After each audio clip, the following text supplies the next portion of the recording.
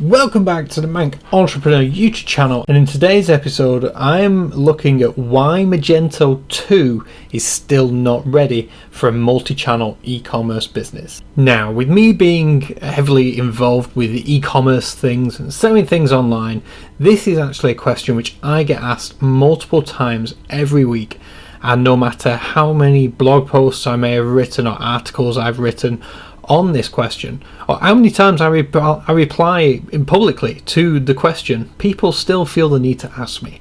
So with that said, this has prompted me to record this video. Now, to give you some background in case you weren't aware, with Magento 1, or Magento as it was always known, you could use Magento as a multi-channel software using an extension called M2E Pro.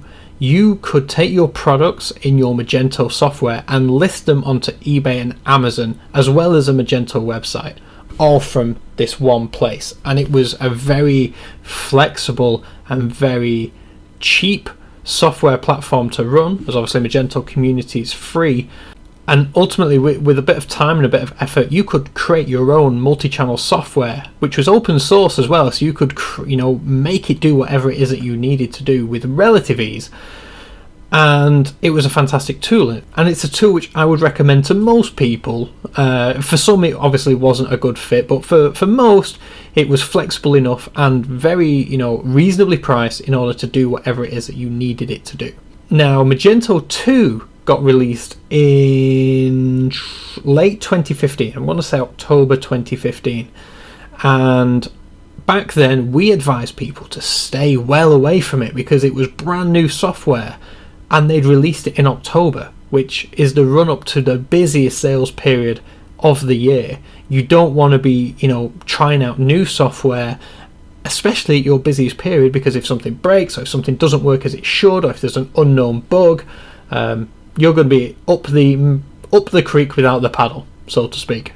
So I'd always, recommend staying well away from it and let other people find the bugs first, let Magento fix them, and then once it was in a much more stable environment, it would be at least something to consider.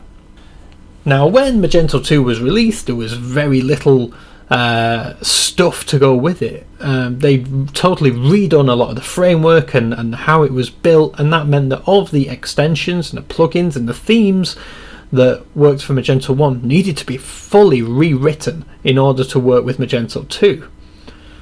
So if you were selling on the marketplaces like eBay and Amazon, when Magento 2 came out, that was great, but there was no M2E Pro in order to help you list onto the marketplaces. Now, M2E Pro released their Magento 2 extension in July 2016, so a whole sort of 8 months after Magento 2 came out, and that just goes to show the amount of, the M2E Pro guys work fast, and that just goes to show the amount of work and effort which had to go into coding their new extension. But the same rules applied, it's a brand new, untested, I'm sure it was tested, but untested in the real world extension, which needed a lot of time and a lot of effort in order to get those unknown bugs out of the system, and that's not something which we would recommend for your business. So we were always said, right, hold off and let other people test it first before playing around with your livelihood. And then before you know it, we're in September, October again, 2016, which is again the big no-no. You don't make big software changes in your business at that time of year, because it could potentially cripple your sales. It can kill businesses if they don't really smash October, November, December, January. Then can they even continue to run as a business? In some cases, no, and that's not something that we wanted to run the risk of. So we again said, hold off, it's not ready. If there's the old saying, if it isn't broke, don't fix it. And for most people, well, for nearly everyone, Magento 1 did everything that it needed, and it worked. It was stable. Now this brings us on to 2017. We're nearly in February, and again the questions are popping up. You said don't use it until Christmas. We're now in 2017. Can we use it yet? And ultimately, for me, I'm going to say no. It still isn't ready. And I chat with Matt about this, and we both use the same marker for anything that we recommend.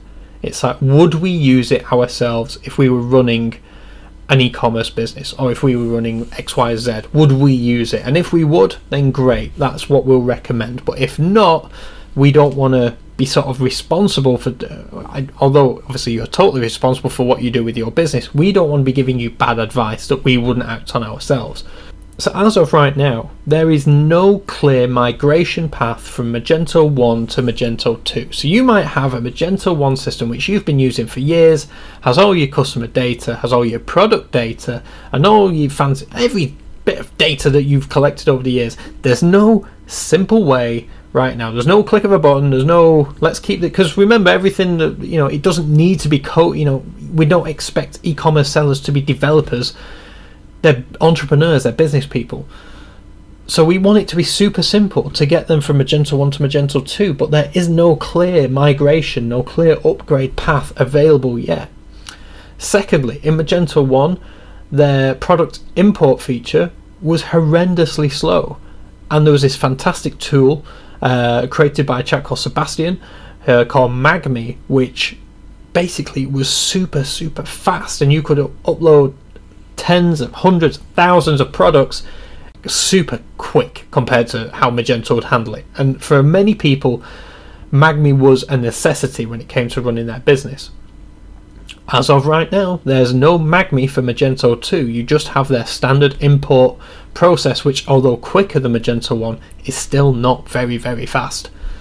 And those are just two of the main core functionalities which you would want, or we would want, in a software, especially for us to recommend to people who were using Magento 1 already. Apparently Magento 2 is going to be faster than Magento 1, but in the reports and the tests that I've seen, it just isn't. You know, you can make Magento 1 just as fast, if not faster, than what you can on Magento 2. And sure, maybe over time with some optimization you might be able to bring the Magento 2 speeds down, but right now, again, you've got an extension library in the tens of thousands when it comes to Magento 1, but you haven't in Magento 2. People, you know, the developers haven't properly caught up yet. Same with themes, you know, for your responsive website. There's just not enough selection there yet. Ultimately, I think 2017 is going to be the year where a lot of these questions do get answered, and Magento 2 may be the place to be. But as of right now, when I'm recording this, if I was running an e-commerce business, where would I be uploading my products to tomorrow? Would it be Magento 2 or would it be Magento 1? Without question, I would still be using Magento 1, because, like I said, if it isn't broke, don't fix it. And right now, you're taking a leap with a lot of you watching this.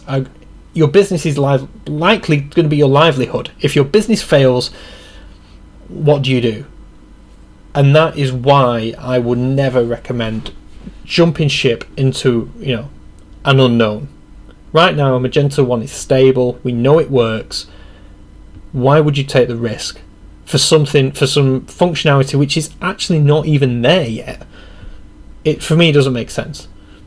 Anyway, I'd love to hear your thoughts on this. If you are running a successful multi-channel business on Magento 2, and by multi-channel I mean you have to be selling onto eBay and Amazon, at least in your native domains. If you're doing cross-border as well, that especially so, and you think Magento 2 is the place to be, let me know down below. I'd love to talk with you, because for me there's far too many questions that are unanswered right now.